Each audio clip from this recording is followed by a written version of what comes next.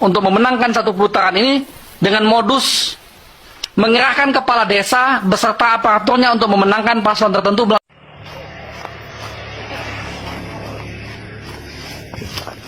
Baju PNS kok pasang beli kan? Hah? Enggak. Saya dari TV One.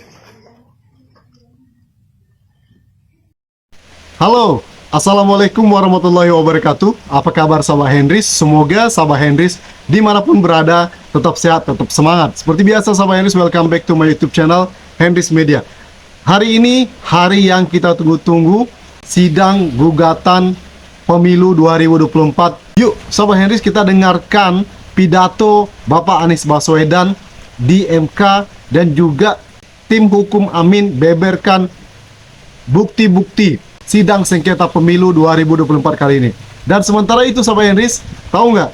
Ketua KPU tertunduk lesung, tertunduk malu, terdiam saat Anies Baswedan dan tim beberkan bukti-bukti sengketa pemilu 2024. Yuk kita simak sama-sama di sini ya. Check it out. Assalamualaikum warahmatullahi wabarakatuh. Yang mulia Hakim Mahkamah Konstitusi, hari ini adalah sebuah momen yang sangat penting dalam sejarah kita. Kami berdiri dengan penuh rasa hormat di depan Mahkamah Konstitusi untuk menyampaikan sebuah situasi yang mendesak dan kritis, serta memerlukan pertimbangan mendalam dan keputusan yang bijaksana. Bangsa dan negara kita ini sedang berada di dalam titik krusial, sebuah persimpangan yang akan menentukan arah masa depan kita.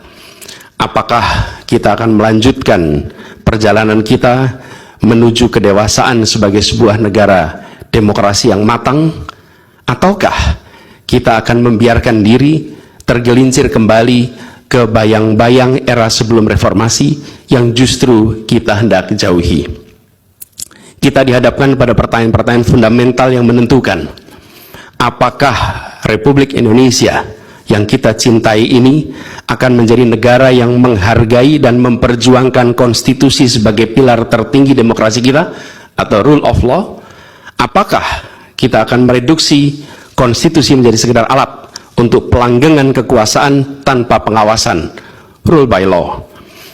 Kita harus memutuskan apakah kita akan menjadi negara yang mengakui dan menghormati hak setiap individu untuk menentukan pikiran dan menyuarakan pilihannya secara bebas dan independen yang merupakan esensi dari demokrasi, atau kita justru berpaling dari prinsip tersebut dan memilih di mana suara oligarki diberi prevalensi, mengesampingkan kesejahteraan umum dan mengabaikan kepentingan nasional yang lebih luas. Ini adalah saat di mana kita harus menentukan komitmen kita terhadap nilai-nilai demokrasi, kedaulatan hukum, hak asasi manusia. Ini adalah waktu untuk menunjukkan bahwa Indonesia adalah bangsa yang besar.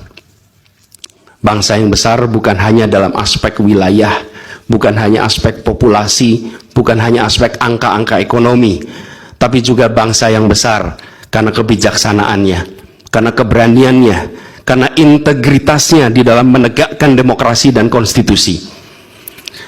Yang mulia Hakim Mahkamah Konstitusi, sejak zaman pra-kemerdekaan, bangsa dan negara kita telah menapaki berbagai persimpangan krusial yang menentukan arah dan nasib bangsa Indonesia.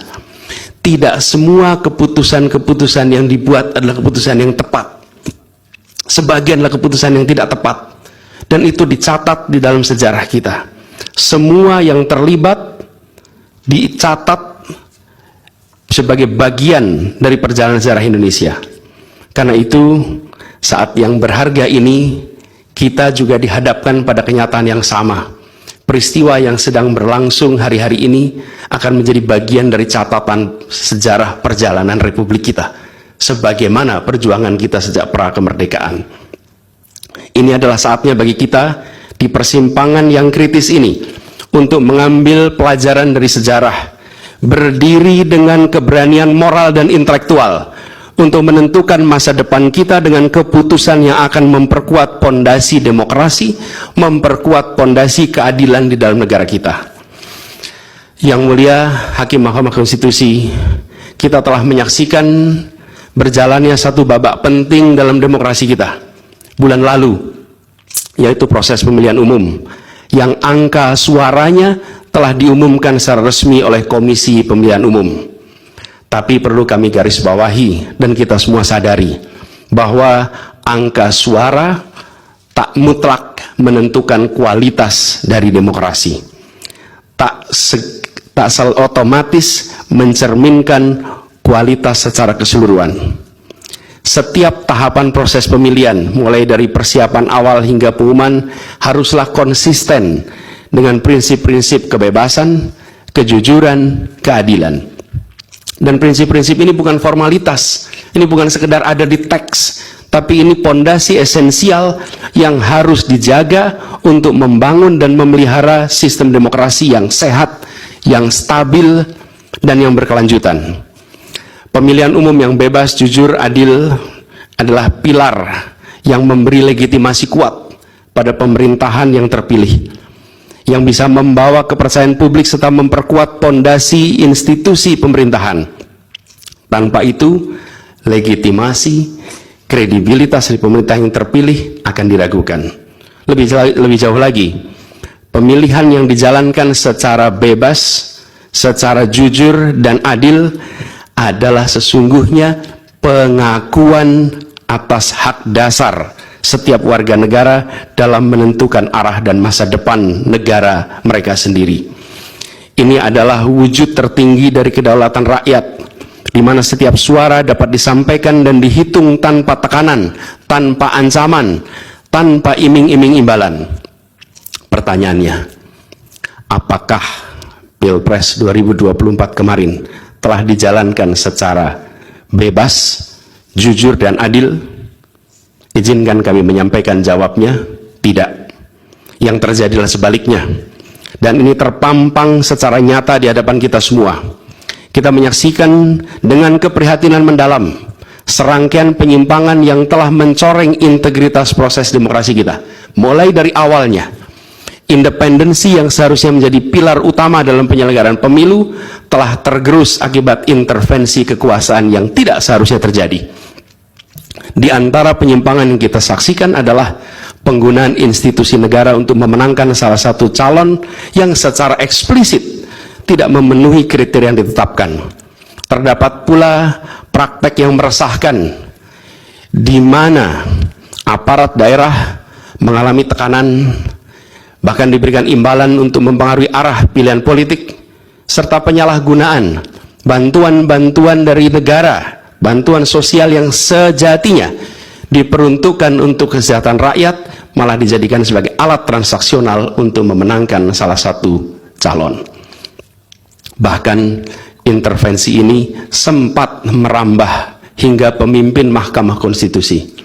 Ketika pemimpin Mahkamah Konstitusi yang seharusnya berperan sebagai jenderal benteng pertahanan terakhir menegakkan prinsip-prinsip demokrasi terancam oleh intervensi, maka pondasi negara kita, pondasi demokrasi kita berada dalam bahaya yang nyata.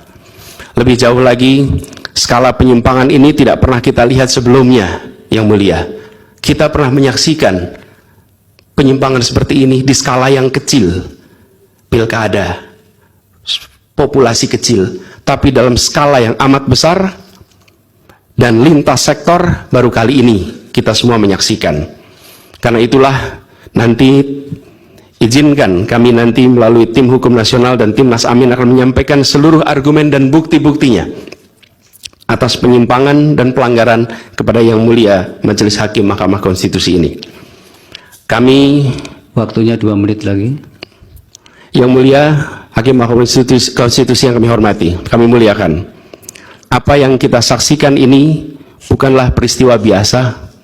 Ini adalah titik klimaks dari sebuah proses yang panjang, penggerogotan atas demokrasi, di mana praktek-praktek intervensi dan ketaatan pada tata kelola pemerintahan secara pelan-pelan tergerus.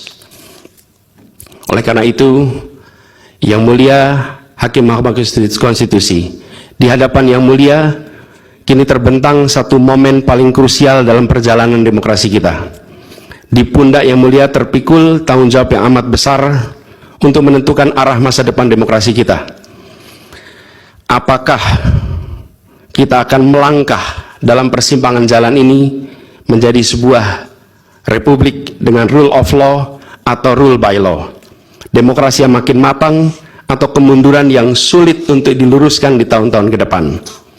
Bila kita tidak melakukan koreksi saat ini, maka akan menjadi presiden ke depan di setiap pemilihan di berbagai tingkat. Bila kita tidak melakukan koreksi, maka praktek yang terjadi kemarin akan dianggap sebagai kenormalan dan menjadi kebiasaan, lalu menjadi budaya, dan akhirnya menjadi karakter bangsa. Yang mulia Majelis Hakim Mahkamah Konstitusi, dengan rasa hormat dan penuh harap, mohon peristiwa ini jangan dibiarkan melewat tanpa dikoreksi. Rakyat Indonesia menunggu dengan penuh perhatian, dan kami titipkan semua ini kepada Mahkamah Konstitusi yang berani, independen, untuk menegakkan keadilan dengan penuh pertimbangan.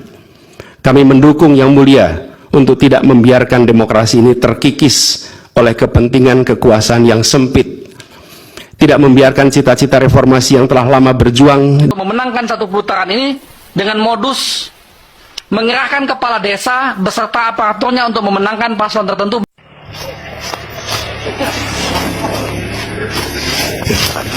Baju PNS kok pasang beliau kan? Hah? Enggak. Saya dari TV One.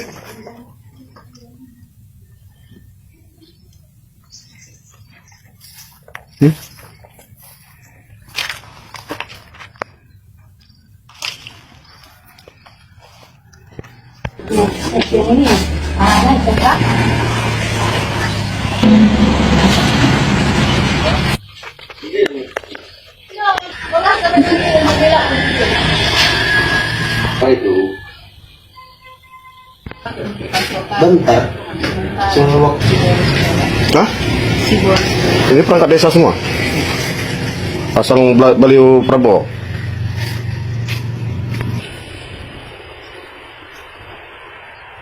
Bicara di desa-desa yang minim pengawasan, kepala desa meminta warganya untuk tidak perlu datang ke TPS.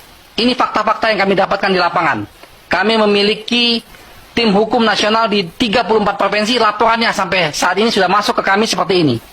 Dengan memberi imbalan uang.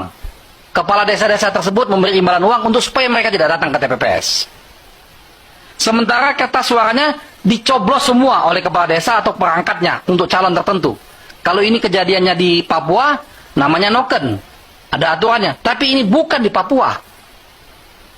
Lalu di kawasan yang pengawasannya relatif baik, kecurangan dilakukan dengan melakukan money politik yang dilakukan aparat desa sebelum pencoblosan. Pembagian uang secara masif dilakukan oleh kepala-kepala desa ini. Lalu potensi kecurangan juga berpotensi dilakukan oleh KPPS dengan berbagai modus. Misalnya, memobilisasi massa yang tidak punya hak pilih untuk memilih, penggembulungan atau pengurangan suara, dan sebagainya. Lalu, ini juga sudah modus yang sudah setiap pemilu dilakukan, ini akan dilakukan lagi, yaitu melakukan pertukaran kotak yang berisi hasil pemungutan suara dengan kotak hasil suara manipulasi untuk memenangkan calon tertentu. Jadi kota-kota itu akan dibuat kota yang sama, di perjalanan akan diganti. Lalu yang selanjutnya, menyalahgunakan sistem IT KPU. Misalnya dengan mengupload data hasil rekapitulasi suara yang tidak real. Apalagi terdapat informasi adanya pembobolan DPT dari situs KPU.